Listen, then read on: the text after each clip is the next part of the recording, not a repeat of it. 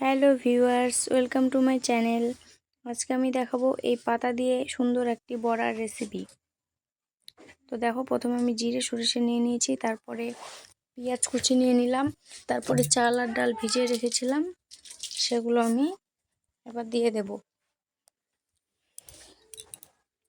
এই দেখো, তো তোমরা একটু কমেন্টে বলবে যে কি পাতা এগুলো। তো আমাদের গ্রামের দিকে বলে মেরানির পাতা, তো এটির ভালো নাম আছে। তো আমি তোমাদেরকে অপশন দিয়ে দিচ্ছি, কারি পাতা না পুদিনা পাতা।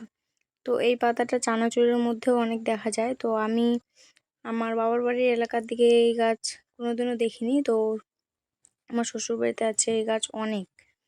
তো ভাবলাম, অনেক দিন ধরে ভাবি যে কিছু একটা করব, বড়া অন্যরকমভাবেও খাওয়া যায়, পাতাগুলো ঝুরি ঝুরি করে কেটে নিয়েও খাওয়া যায়, বা এভাবে বেটে নিয়েও খাওয়া যায়। তো ভাবলাম চলো আজকে একটু ট্রাই করি। তো আমি বেটে নেব।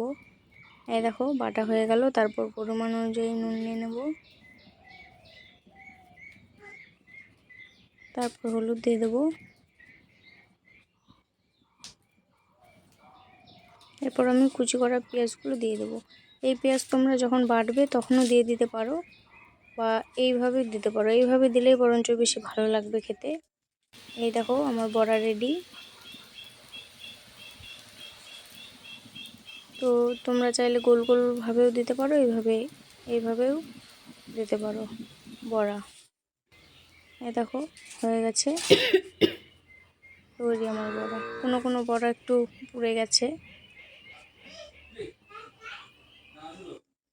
তো আমি জীবনে প্রথমে বড়াটি খাচ্ছি।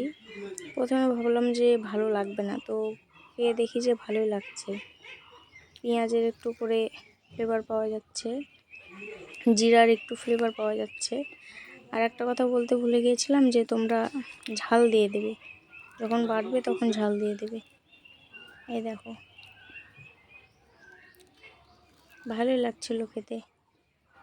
প্রথমে ভাবলাম যে কেমন যে লাগবে, তো কোনোদিনও ট্রাই করিনি, আজকে ট্রাই করলাম। তো দেখো, এখন আমি এই গাছটি দেখাবো। এই দেখো, আমাদের এখানে প্রচুর গাছ, প্রচুর। কেউ যদি ভাবো যে খাবে, বা কারো যদি অনেক দরকারি লাগে, কারো যদি মুখের রুচি না থাকে, তো এই গাছের পাতা এমনি ভেজে খেতে পারো, বা এভাবে বড়া করে খেতে পারো, তো মুখের রুচি ফিরে আসবে।